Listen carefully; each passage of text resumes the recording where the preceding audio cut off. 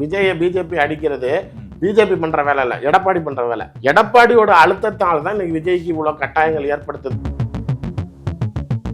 பிஜேபியுடைய சொல்லுக்கு விஜய் கட்டுப்படலை அப்படின்னா இந்த சிபிஐ வழக்குல விஜய் தூக்கிறதுக்கான வாய்ப்புகள் கட்டுப்படலைன்னா அவங்க தூக்கிடுவாங்க. ஆனா டிடிவி தினகரன் இப்ப என்ன சொல்றாரு, கொள்கை எதிரியை விட திமுக தான் முதல் எதிரி, அவரை அழிக்கணும், அதனால நாங்க ஒரு கூடைக்குள்ளார வராங்கிற மாதிரி விஜயும் நாளைக்கு அதே ஸ்டாண்ட் எடுத்தா என்ன செய்வீங்க? இப்ப நியாயமா பார்த்தா எடப்பாடி கிட்ட இருக்கிற நோபல் பரிசை வாங்கி டிடிவி தினகரன் கொடுக்கணும். ஏன்னா அவரை நம்பி வந்து அவ்வளவு பேருக்கும் துரோகம் பண்ணிட்டாரு. துறையில இருந்து இவங்க தான் விஜய்க்கு ஃபண்டிங் பண்றது, திமுக அமைச்சர்கள்லாம் பணம் கொடுக்குறாங்கன்னு எனக்கு ஒரு லிஸ்ட் கொடுத்தாங்க. திமுக அமைச்சர்களே? ஆமா, சிவசங்கர், KN நேரு அந்த மாதிரி பணம் கொடுத்தாங்க விஜய் மாநாட்டுக்கு. 26ல் திரும்பி திமுக வந்துச்சுன்னா விஜயை மிக்சியில போட்டு அரைச்சிடும். அது அந்த தெரியும்ல, அந்த பயம் கண்ணு முன்னாடி வந்துட்டு போவோம்லாங்குவாங்கல்ல, அந்த நிலை. சார் வணக்கம் சார். வணக்கம். சரி சார், உங்களோட விஷன்ல 26 போட்டிங்கிறது வந்து திமுக அதிமுகங்கிறது ரொம்ப கிளியரா இருக்கா? சார், டிஎம்கே எனக்கு ஏடிஎம்கே நான் அக்செப்ட் பண்ண மாட்டேன். பிஜேபி அந்த மாதிரி ஒரு இல்யூஷனை கிரியேட் பண்ணுது. இப்போ விஜய் நாளைக்கு தனித்திருநாள், அதாவது பிஜேபி விஜயை அடிக்காம விட்டா, இப்போ ஆக்சுவலாக விஜயை பிஜேபி அடிக்கிறது பிஜேபி பண்ற வேலை இல்லை, எடப்பாடி பண்ற வேலை. அவர் நீண்ட காலமாக விஜய் மேல கடுமையான லெவல்ல இருந்தாரு, அவன் நம்ம கிட்ட வரணும் அப்படின்னு சொல்லி. அந்த முயற்சியில அவருக்கு அங்க இருந்து பலன் கிடைக்கல. அதனால இப்ப திமுக அமைச்சர்களை கைது செய்யக்கூடிய விஷயங்கள் தாமதமானதிலும் எடப்பாடி கொஞ்சம் வருத்தத்துல இருக்காரு. அதனால நான் கேட்டதை தான் செஞ்சு தரல, எனக்கு தயவு செய்து விஜயை வாத்தி கொண்டாந்து என் கையோட சேர்த்து விடுங்க அப்படிங்கிற ஒரு பார்வையில தான் எடப்பாடியோட அழுத்தத்தால் தான் இன்னைக்கு விஜய்க்கு இவ்வளவு கட்டாயங்கள் ஏற்படுத்துது. ஒருவேளை இவங்க விஜயை ஃப்ரீ ஆக்சஸ் கொடுத்தாங்க, இவங்க பிஜேபி வம்புழுகாம இருந்துச்சு அப்படின்னா உண்மையிலேயே ஒரு எதிர்கட்சி அந்தஸ்தையோ இல்ல 2வது இடத்தையோ விஜய்க்கு தான் ஃபேவரபிளா இருக்கும். அந்த அளவுக்கு ஒர்க் பண்ணிருக்காங்களாங்கிற ஒரு கேள்வி இருக்குல்ல சார் விஜயா? சார், ஒண்ணுமே இல்லாத நாம் தமிழர் கட்சிக்கு இருந்தது. அண்ணாமலை ஒரு ஃபேஸ் வேல்யூ, அவர் செலிபிரிட்டி ஃபேஸ் வேல்யூ கிடையாது, அதே மாதிரி ஒரு பெரிய அரசியல் தலைவரும் கிடையாது. அவருக்கு எவ்வளவு கிரௌடு கொடுத்து 19% வாக்கு வங்கி எப்படி வந்துச்சு? அதிமுக, அதாவது ஏடிஎம்கே புரியுது. இப்ப அண்ணாமலைங்கிறது இது இந்த ஒரு பேச்சு திறமை, இந்த ஒரு எக்ஸ்பிரஷன், இந்த மாதிரி ஒரு ஹார்ட் ஒர்க்கரை வந்து பாஜக இதுக்கு முன்னாடி அந்த தலைவர் அந்த மாதிரி தலைவரை பார்க்கல. இல்ல, ஒரு புதுமையான தலைவர் பாக்குறப்ப அந்த மாற்றம் மாற்றத்துக்கு இல்ல. பிஜேபியை பொறுத்த வரைக்கும் இங்க பல பேர் ஏற்றுக்க மாட்டாங்க. பிஜேபியை எந்த சூழ்நிலையும் தமிழ்நாட்டு மக்கள் ஏற்க மறுக்கக்கூடிய சூழ்நிலை. பிஜேபியில இருந்து வரக்கூடிய ஒரு தலைவர் இங்க பல ஆண்டு காலம் அதிக தமிழ்நாட்டை ஆண்ட கட்சிகள்னு சொல்லக்கூடிய அதிமுகவுடைய தலைவர் அண்ணாமலை கிட்ட படுதோல்வி அடைகிறாரு. 7 இடத்துல டெபாசிட் போடு, 14 இடத்துல 4வது இடத்துக்கு போறீங்க நீங்க. அவங்க தான் எங்க முதுகுல சவாரி பண்றாங்க, எங்களால 4 எம்எல்ஏ நீங்க. அவன் தனியா நின்று உனக்கு படம் காட்டுறான். அப்படி இருக்கிறப்ப எடப்பாடியோ ஏடிஎம்கேவோட ஸ்ட்ரென்த் ஃபேக்டர் என்ன? இன்னைக்கு உங்கள் கட்சியில் இருக்கக்கூடிய பெரும்பான்மையான தலைவர்கள், செங்கோட்டையனா இருக்கட்டும், தாவேக்கா போனாருங்கிறது வேற, அவரை பொறுத்த வரைக்கும் அவர் எந்த கட்சியில நின்று அவர் பதவியை ராஜினாமா பண்ணிட்டு போனாரு? எந்த கட்சியில நின்று எம்எல்ஏ ஆனாரு? ரெட்டலையில தானே. வைத்தியலிங்கம் எதுல எம்எல்ஏ? அவர் ஓபிஎஸ் டீமுங்கிறீங்க. ஓபிஎஸ்ஏ எந்த டீம்ல நின்று? ரெட்டலையில தானே நின்னாரு.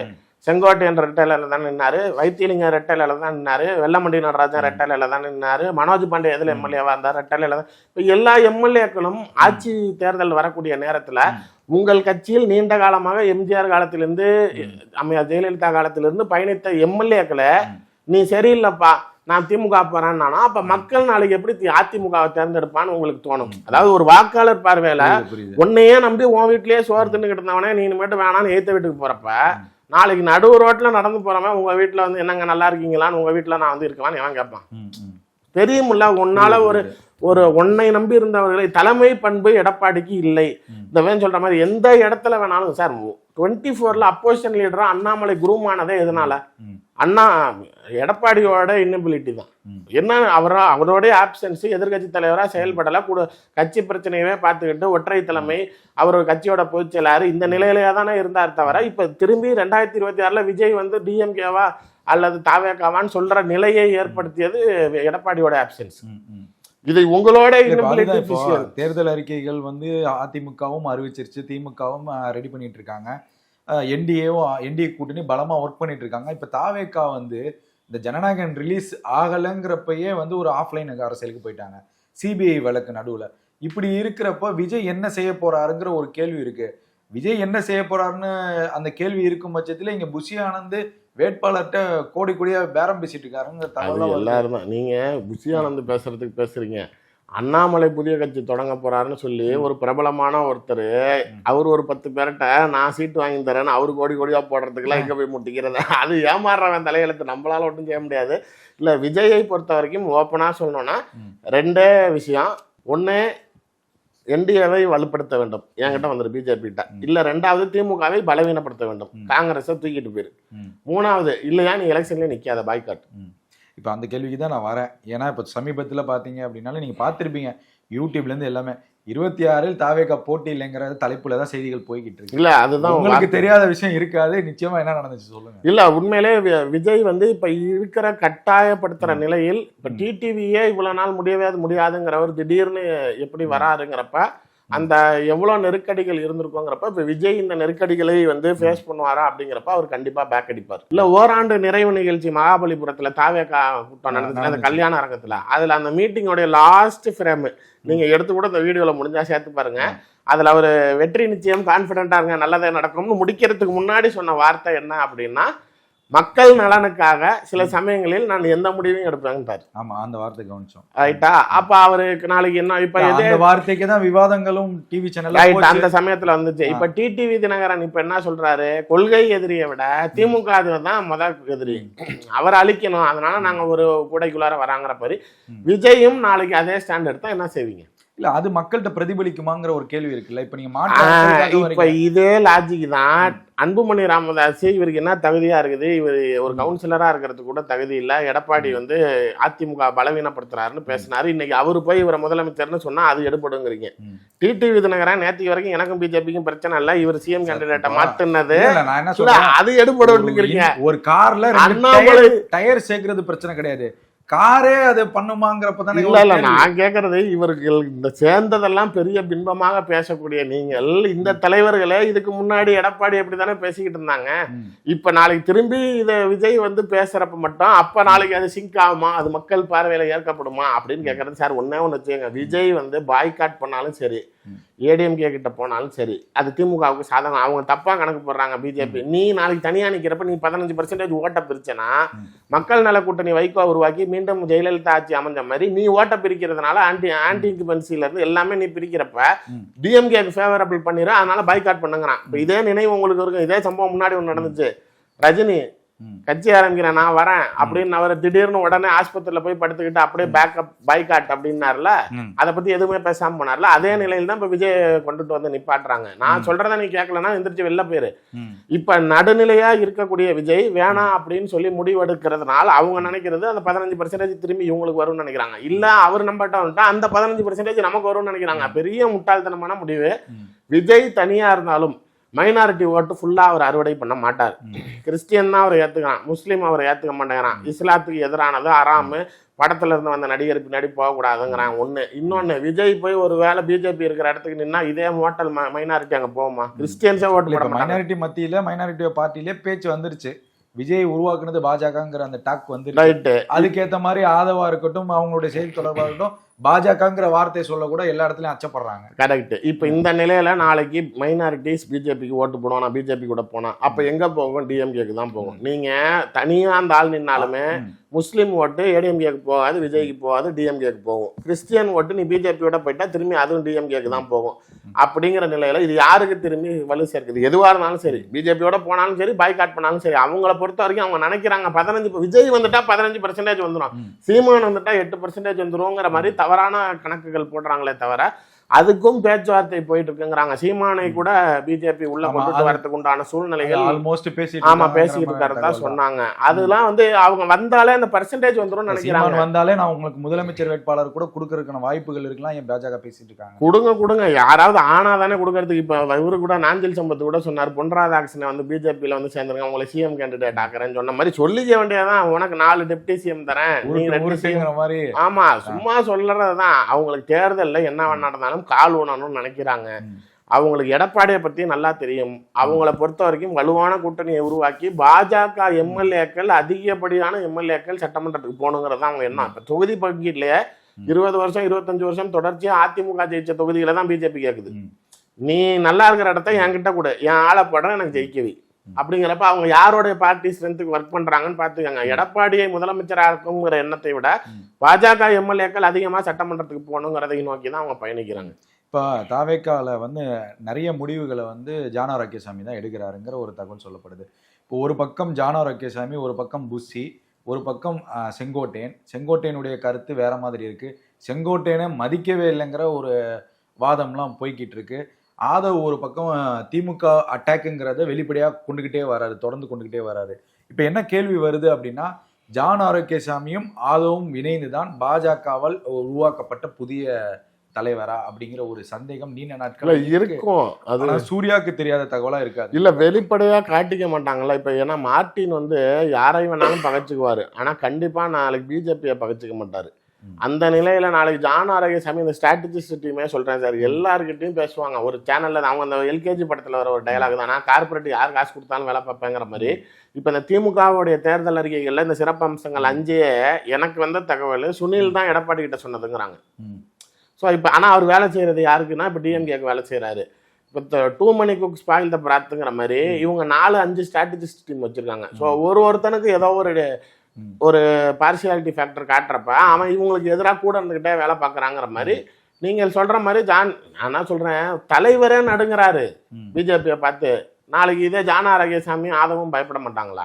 இந்த நிலையில சார் இவங்க பிஜேபி அதிகாரத்தை வைத்து மிரட்டி ஒருத்தர் காரியத்தை படிய வைக்கிறப்ப இப்ப நான் வெளிப்படையா ஒரு முக்கியமான கேள்வியை கேட்டுறேன். இப்ப பிஜேபியுடைய சொல்லுக்கு விஜய் கட்டுப்படலை அப்படின்னா இந்த சிபிஐ வழக்குல விஜய் தூக்கிறதுக்கான வாய்ப்புகள் இருக்கா?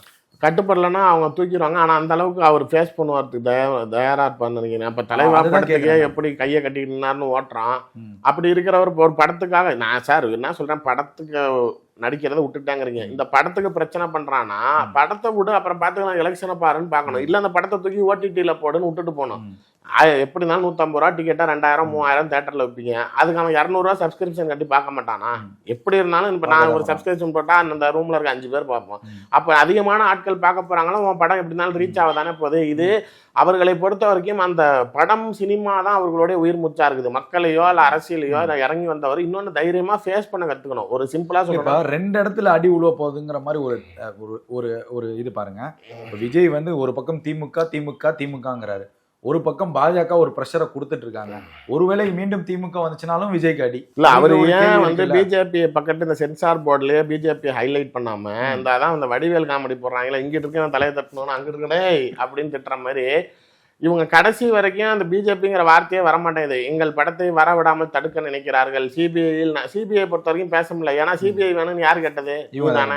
அப்புறம் எதுக்கு நீ அதை பேசுறான்ருவாங்க. சொத்து குவிப்பு வழக்குல இப்போ ஒரு 1.5 கோடி ரூபாய் அவருக்கு வரி விடுப்பு கொடுங்கன்னு சொல்லி கேட்டுருக்காரு. இப்போ அதுவுமே நீங்க வெளியில வந்து சொன்னா என்ன கேட்பீங்க? டேய் நீ சம்பாதிச்சிருக்க, அதை அரசாங்கத்துக்கிட்ட கணக்காட்டாம ஏமாந்துருக்க. அவன் ரைடு வந்தோன்னா கண்டுபிடிச்சிட்டான். 150 கோடி ரூபாய் சம்பளம் வாங்குற 1.5 கோடி தானே கட்டிட்டு போங்குவான். ஸோ அதை வச்சு உங்களால பொலிட்டிசைஸ் பண்ண முடியாது.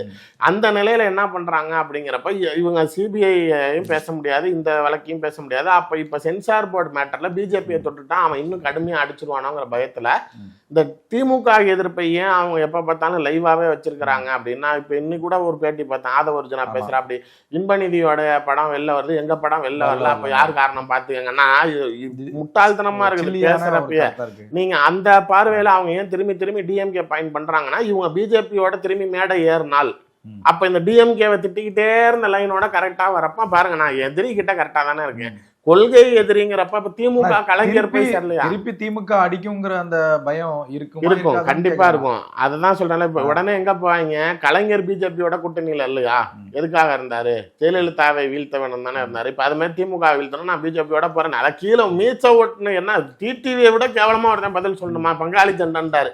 கட்சி அமமுக உருவாக்குனதே நாளைக்கு பங்காளிக்கு வாழ்த்துன்னு சொல்லிட்டு, ஆமா நீங்க இப்ப கட்சியை உருவாக்குனதே துரோகத்துக்கு எதிராக, துரோகத்தை ஒழிக்க, கட்சியை கைப்பற்ற நீங்க நோபல் பரிசு கொடுக்கணும். இப்ப நியாயமா பார்த்தா எடப்பாடி கிட்ட இருக்கிற நோபல் பரிசை வாங்கி டிடிவி தினகரன் கொடுக்கணும். ஏன்னா அவரை நம்பி வந்து அவ்வளவு பேருக்கும் துரோகம் பண்ணிட்டாரு.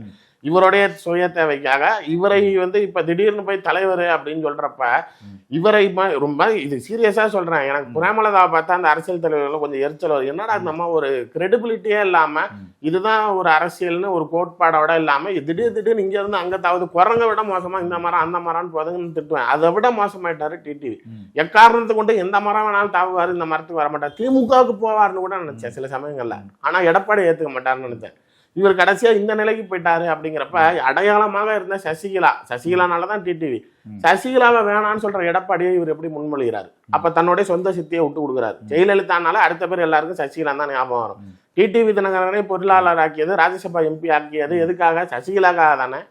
அந்த அடையாளம் தானே நீங்க வச்சிருக்கீங்க. வேற என்ன இருக்கு? இந்த அம்மா மக்கள் முன்னேற்ற கழகத்தில் இருக்கக்கூடிய பல பேர் சசிகலாக்காக தான் அவங்க கூட இருக்கான், ஒன்னால கிடையாது.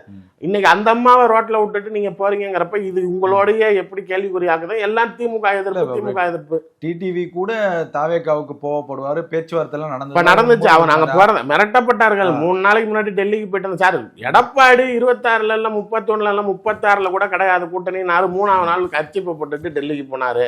எல்லாம் அப்படிதான். இன்னைக்கு இங்க பேசுறதுங்கிறது இல்ல. நான் ஏன் கேக்குறேன் அப்படின்னா, டிடிவி கிட்ட ஒரு தனியார் ஹோட்டல்ல விடுதியில வந்து பேச்சுவார்த்தை நடந்துச்சு. ஆதவ் தலைமையிலான குழு செங்கோட்டையனும் போனார். ஏன் வைத்தியலிங்கத்திட்ட ஒரு 10 நாளைக்கு பேச்சுவார்த்தை போனுச்சு. எல்லாம் உண்மைதான்.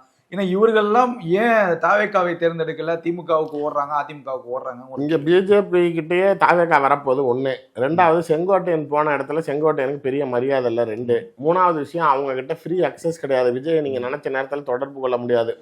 எனக்கு புரியல சார். ஒரு அரசியல் தலைவரா வந்துட்டாரு, ஒரு நடிகரா இருந்தா நீங்க சொல்லலாம். அதை புரிஞ்சு ஏன் அது பண்ண மாட்டாங்கன்னு நினைக்கிறேன். அது ஒரு இடத்துல ஒரு அவங்க எல்லாம் தன்னை ஜெயலலிதாவா நினைச்சுக்கிறாங்க.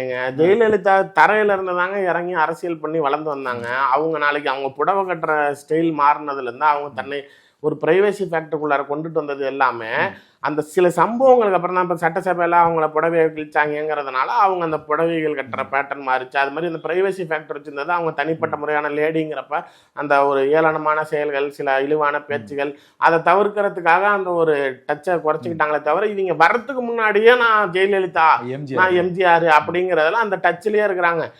அவருடைய பிரைவசி ஃபேக்டருக்குள்ளார பாலிடிக்ஸ் வரக்கூடாதுன்னு நினைக்கிறாரு. இப்போ சில அரசியல்வாதிகளே சொல்லுவாங்க, என் வீட்டுக்குள்ளார அரசியல் கூடாதுங்க, வீட்டை தாண்டினதுக்கு அப்புறம். அது மாதிரி இவங்க அந்த வீட்டுக்குள்ளார இருக்கிறப்ப அரசியல்ங்கிறதே இல்லை. நான் கட்சி ஆபீஸ் வந்து அரசியல் பேசுங்கிறப்ப அப்படி அரசியல் பண்ண முடியாது. Any time 24 hours. அதுதான் நான் சொல்லுவேன். உங்களை நம்பி ஒரு எவ்வளவு லட்சக்கணக்கான இளைஞர்கள் இருக்காங்க. எல்லா இளைஞர்களும் காசு போட்டுதான் ஒவ்வொரு கூட்டத்தையும் நடத்துறாங்க, ஒரு நிகழ்ச்சி நடத்துறாங்க. இப்ப அவங்களுடைய எதிர்காலம்னா என்ன? அவங்க பிராண்டா தன்னை நினைக்கிறாரு. நான் ஒருத்தர் தான், அந்த ஒரு படத்துல சொல்றதுதான், ஒரே முகம் தான், நான் தான் கட்சி, நான் தான் பிராண்டு, எனக்காக நான் வரேன்னால வருவான். நீ எவ்வளோனா செத்தாலும் பரவாயில்ல, அது கவலை கிடையாது. அது உன் விருப்பம். இங்க செத்தவன் குடும்பத்துல இருக்கவனா அதை கவலைப்படலையா? நான் அப்பா என் மகன் பார்க்க போனதுனால என் மகன் செத்துட்டான், அதனால நாளைக்கு நான் விஜய் பக்கத்துல பார்த்தேங்கிறாங்க. அப்படி இருக்கிறவங்க கிட்ட வேற என்ன பேச முடியும்? அதாவது இழந்தவன் குடும்பத்திலே பேசாதப்ப நம்ம போய் அவனுக்கு குரல் கொடுக்க வேண்டிய அவசியம் இல்லை. நீங்க அப்படி சினிமா முகத்துல மூழ்கி போய் குடும்பத்துல உசிரா போனாலும் பரவாயில்ல. விஜய் கூட போட்டோ எடுத்தாரு, விஜய் எங்க வீட்டுக்கு வந்தாரு, என் கூட சாப்பிட்டாரு, நாளைக்கு கட்டி பிடிச்சிட்டு என் மகன் இறந்ததுக்கு அவர் அழுகிறாருன்னு இவங்க அழுகுறாங்க. இவர்களை பொறுத்த வரைக்கும் இவர்கள்லாம் நாளைக்கு இந்த மாதிரி போய் நின்று சாவறதுக்கெல்லாம் உனக்கெல்லாம் ஃபுல் குவாலிஃபிகேஷன் உண்டுப்பா, நீ போயிட்டு வாப்பா அப்படின்னு நம்மளே வரவேற்று மாலை போட்டு அனுப்பணுங்கிற மாதிரி. விஜயை பொறுத்த வரைக்கும் அவர் நாளைக்கு சிங்கிள் ஹேண்டடா நினைக்கிறாருங்க. ஏன் அந்த லேக் இதை விட ஹைலைட்டு, அன்வர் ராஜா தாவேகா அப்புறம் தான் வந்தார், மைத்ரேயன் தாவேகா தான் வந்தார். இவரு மருதழக ராஜா ஓப்பனா மீடியாக்கள்ல இது எல்லாமே. இப்ப ஏன் இவ்வளவு கிளியரன்ஸ் இல்லாத நாஞ்சில் சம்பத்துக்கு மட்டும் ஏன் கிடைச்சதுன்னா அவர் திமுக கூடாரத்துல இருந்து வராரு. அதுக்குதான் உடனே அவர் விஜய் அக்சஸ் கொடுக்கறது கூட ஆள் இல்ல, இவரையாவது தூக்கி போடுவோங்கிற இல்ல, பேசுறதுக்கு ஆள் இல்லைன்னா கிடைச்சதுதான் தூக்கி போட்டாங்க. நடுவுல கூட ஒரு ஜோசியக்காரர் ஒருத்தர் இவர் சிஎம் ஆவாருன்னாங்க, அவரை தூக்கிட்டு போய் கட்சியில சேர்த்துட்டாங்க. இப்ப அவரை ஏதாவது சார்ட்டர் ஃபிளைட்ல எல்லாம் கூட்டு போறாங்க. நாம எங்க போனாலும் அவர் தான் டைம் குறிச்சு தராராம். யாரு எப்ப பேசணும், எங்க பேசணும், என்ன பேசணுங்கிறதெல்லாம் அவர் தான் முடிவு பண்றாரு அப்படின்னாங்க. இது மாதிரியான, அதாவது இதுவே தெரியுது உங்கள் தராதரம் என்ன. இதை விட ஹைலைட்டு, இந்த ஒரு பேர் சொல்ல விரும்புற வேற ஒருத்தர், ஒரு அடையாளமே இல்லாமல் வேற ஒரு யூடியூபரால் தாக்கப்பட்டார் நடுவுல எல்லாம். அவர் வந்து ஏடிஎம்கே பேரோல்ல இருக்காரு, அவரை தாவேகால சேர்க்கிறாங்க. இதுலயே உங்க கிரெடிபிலிட்டி என்னன்னு தெரியுதுங்கிறதுக்காக சொல்றேன். விஜயை திட்டக்கூடிய சவுக்கு சங்கரை உங்கள் கட்சியின் அகில செய்திய தொடர்பாளர் பெலிக்ஸ் எடுத்து பேட்டி போடுறாரு. சேனலுக்கு எனக்கு சம்பந்தம் இல்லைன்னாரு, மகன் கிட்ட கொடுத்துட்டேன்னாரு. ஆனா விஜயை திட்டவர் கூட்டு வந்து பேட்டி போடுறாரு. இப்ப அந்த கட்சி என்ன செஞ்சிருக்கணும் நியாயமா? அவரை ஒரு, அதாவது அந்த கட்டமைப்பே இல்ல. இப்ப செங்கோட்டையனே கதறாருங்கிற ஒரு தகவல் அததான் இவங்க எல்லாத்துக்கும் ஒரு மைனஸ் ஆனது சார். நான் என்ன சொல்றேன்னா, அவங்க கீழே அவங்க யாரையுமே சேர்த்துக்கணும்னு நினைக்கல. அவர் வந்து என்ன நினைக்கிறாரு, இப்ப விஜயகாந்த் கட்சியில நாளைக்கு ஒரு இருந்த எம்எல்ஏக்கள்ல ஒரு 4 பேர் சொல்லுங்கன்னா உங்களால முடியாது. அங்க இருந்து எஸ்ஆர் பார்த்திபனோ இவரோ நாளைக்கு இங்க வந்ததுனால கொஞ்சம் டிஎம்கே வந்ததுனால ஹைலைட் ஆனாங்க. மற்றபடி வேற யாரை தெரியும்னா, ஆனா யார் எப்படி மக்கள் அவனுக்கு ஓட்டு போட்டானா விஜயகாந்த்ங்கிற ஃபேஸ்க்காக தான் ஓட்டு போட்டாங்க. இவ்வளவு விஷயங்கள் தாவேக்கால நடந்தாலும் இப்பயுமே சர்வே எடுக்க போது இருக்கட்டும், மக்கள்கிட்ட கருத்து கேட்க போறப்ப ஒரு மாற்றத்தை எதிர்பார்க்கறாங்க. அந்த மாற்றம் விஜய்ங்கிற ஒரு கருத்தை சொல்றாங்க எல்லா இடங்கள்லயும். இப்போ மக்கள் வந்து ஒரு இம்பாக்ட் உருவாக்கி இருக்காருல்ல அவர் விஜய்ங்கிற ஒரு நபர் பண்ணியிருக்கிறாரு. அந்த திமிர்ல தான் யாரையும் பேலன்ஸ் பண்ண, இவர்னால எனக்கு வலு, இவரை சேர்த்தா நாளைக்கு போதும் அப்படிங்கிற எண்ண ஓட்டம் ஏன் இல்லை அப்படின்னா இதனாலதான் இல்லை. நான் நின்னா போதும்பா, நான் வந்து என்ன பார்த்தாலே கிரௌட் வரும்னு நினைக்கிறாரு. சார் என்னை பொறுத்த வரைக்கும் இந்த ஏன் கூட்டம் திடீர்னு சைலண்ட் ஆச்சு, இப்போ காங்கிரஸே ஏன் பேச்சை மாத்துது அப்படின்னா சிபிஐக்குள்ளார என்ன நடக்குதுன்னு நமக்கு தெரியறப்ப ராகுல் காந்திக்கு தெரியாம இருக்காது. இவனை நம்பிதான் திமுக அம்பளுக்குறான். இவன் திடீர்னு பிஜேபி மேடை ஏறிட்டானா நம்ம எங்க போய் தெருல நிக்கிறது அப்படிங்கிறதுனாலதான் அவங்களோட ஸ்லாங் மாறுது. திடீர்னு அவர் போயிட்டு நான் கொள்கைக்காக நான் கூட்டணியில இருக்கிறேன், அவருக்கு நல்லாவே தெரியும். நீங்க கேட்கற அதே கேள்விதான். 26 திரும்பி திமுக வந்துச்சுன்னா விஜயை மிக்சியில போட்டு அரைச்சிடும். அது அந்த தெரியும்ல, அந்த பயம் கண்ணு முன்னாடி வந்துட்டு போவோம்ல. அந்த நிலையில் அவர் திமுகவை சேர்ந்த சில முக்கியமான பிரபலங்கள் தானே அடுத்த படம் நடிக்கிறதுக்கு கதையெல்லாம் கரெக்ட் அதை நோக்கி பயணிக்கிறாங்களா, அதனால கொஞ்சம் அந்த இதெல்லாம் பண்ணதான் செய்வாங்க.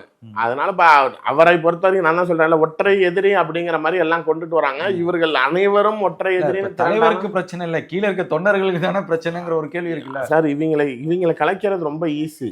நீங்க வந்து இன்னைக்கு திமுகவை திட்டாரு, நாளைக்கு போயிட்டு ஸ்டாலினை பாத்துருவாரு, உதயநிதியை பாத்துருவாரு, விஜய் கை கட்டிட்டு மறுபடியும் பதில் சொல்லுவாரு. லோக்கல் பாலிடிக்ஸ் பண்ணிட்டு இருக்காங்கல்ல. நீங்க ஏற்கனவே சொன்ன மாதிரி எல்லாம் முகம் தெரியாத வந்தானே ஓடி போயிருவாங்க.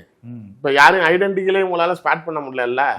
ஒரு கேஸ் கரூர் சம்பவத்தப்ப எவனாவது வெளில பேச வந்தானா தாவைக்கால இருந்து அப்படியே அரண்டுட்டு ஓடினாங்கல்ல. அந்த மாதிரி இவங்க எல்லாம் நாளைக்கு ஒரு சம்பவம் பிரச்சனைன்னா ஓடிடுவாங்க. இவங்களை ஈஸியா கலச்சு விட்டுறலாம். காக்கா கூட்ட மாதிரி ஒரு கல் எடுத்துட்டு அடிச்சாங்க, நம்மளே தாண்டா அடிக்கிறான், ஓடுறான்னு ஓடிடுவாங்க. அது அவங்களுக்கும் தெரியும். ஸ்ட்ரென்த் அதிகாரம் இவங்க இருந்தா கண்டிப்பா இவங்களுக்கு எதிர்ப்பு இருக்கும். சார் நாளைக்கு எடப்பாடி வந்துட்டாரு, விஜய் எடப்பாடி கூட இருக்காரு அப்படின்னா, நாளைக்கு இவர் படம் நடிக்கிறாரு அப்படின்னா கவர்மெண்ட் சப்போர்ட் பண்ணும். நிச்சயமா பேசிக்கலி ஸ்பீக்கிங் இந்த நடிகர்கள் அரசியல் கட்சிகள் ஆரம்பிக்கிறப்ப எந்த கட்சியை எடுத்து ஆரம்பிக்கிறானோ எக்காரணம் கொண்டு அந்த கட்சி கூட போக மாட்டான். இப்ப விஜயகாந்த் திமுக கல்யாண மண்டபத்தை இடிச்சதுன்னு தான் கட்சி ஆரம்பிச்சாரு. அவர் சாகுற வரைக்கும் டிஎம்கே அலையன்ஸ் போல. இப்ப விஸ்வரூபன்ற பிரச்சனையில தான் கமல் கட்சி ஆரம்பிச்சாரு. அவர் நாளைக்கு அதனாலதான் ஏடிஎம்கேக்கு போனாம கட்சியே கலைஞாலும் டிஎம்கேல வந்து ராஜ்யசபா வாங்கினாரு. உதயநிதியை எடுத்து தான் விஜய்க்கு கட்சி ஆரம்பிக்கிறார். என் படங்களை வர விட மாட்டேங்கிறாரு, பெரிய படங்கள் வந்து என்கிட்ட நெருங்க விடல, படமே ரிலீஸ் பண்ணாலும் தேட்டரை வேணும்னா பிளாக் பண்ணிக்கிறாங்கிற எரிச்சல்ல தான் அரசியல் கட்சி ஆரம்பிக்கிறாரு. அப்ப நாளைக்கு திரும்பி அவருடைய முழு எதிரியாக திமுகவை பார்க்கிறப்ப அவர் டிஎம்கே கிட்டயே பிஜேபி கிட்ட பவுடவுன் பண்ணி டிஎம்கே தோக்கடிக்கிறதுக்கு தான் அவர் ட்ரை பண்ணுவார். சார் இப்போ தேர்தல் அறிக்கைகள் வந்து 25 ஆண்டு கால தமிழ்நாட்டில் வந்து பேசப்படக்கூடிய அளவுக்கு தேர்தல் அறிக்கையெல்லாம் ரெடி ஆகிட்டு இருக்குன்னு ஆதவர்ஜன் சொல்றாப்புல. என்ன மாதிரி இருக்குன்னு நினைக்கிறீங்க நீங்க? அதையும் சொல்ல மாட்டாங்க சார். நான் தான் சொல்றேன்ல, அவங்க எதையுமே முழுசா சொல்ல மாட்டாங்க. இன்னொன்னு யோசிச்சு பாருங்க, 25 வருஷம் அப்ப நீ அது வரைக்கும் வரமாட்டியா அப்படிங்கல. திமுக ஒரு ஸ்ட்ராட்டஜியா ஒர்க் பண்ணி அந்த தேர்தல் அறிக்கையை கொடுப்பாங்க. எடப்பாடி ஏன்னா எடப்பாடிக்கும் எக்ஸ்பீரியன்ஸ் இருக்கு. இப்போ எக்ஸ்பீரியன்ஸ் இல்லாத இந்த கட்சி ஒரு தேர்தல் அறிக்கையை வெளியிடுறப்ப மக்கள் மத்தியில ஒரு எதிர்பார்ப்பு இருக்கும்ல, அது எப்படி செய்வாங்கன்னு நான் கேட்கிறேன். நாம் தமிழர் கட்சியோட தேர்தல் அறிக்கையில எனக்கு நிறைய விஷயம் பிடிச்சிருந்துச்சு.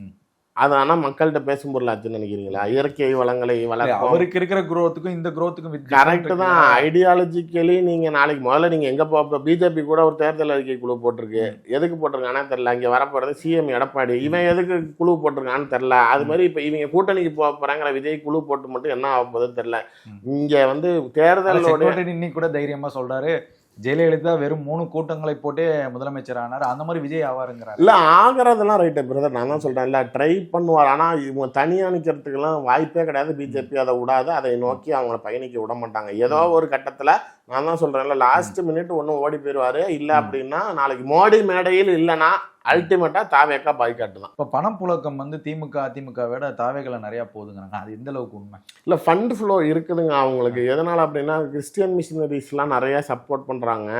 அதை மாநாடு போட்டப்பல்ல இருந்தே வருது. இனிகோ இருதராஜன் திமுகவோட சட்டமன்ற உறுப்பினர் தான். அது அந்த கிறிஸ்துவ நல்லெண்ணெய் இயக்கத்துடைய தலைவர். அவர் அது உதயசூரியன்ல நின்று தான் ஜெயிச்சார். இப்போ அவர் தாவேக்கா போறாரு அப்படின்லாம் பரபரப்பா வெள்ளமண்டி என்ன ஆகுறாருங்கிற கேள்விப்பட்டேன். ஆமா அவர் போறாரு அப்படின்னு அவரு தான் நாளைக்கு அந்த சட்டமன்ற தொகுதியில கிறிஸ்துவர்கள் ஜாஸ்தின்னு சொல்லி விஜய் கிட்ட சொல்லி அவருடைய பிரச்சாரம் முதல்ல ஆரம்பிச்சதே திருச்சி கிழக்குல தான்.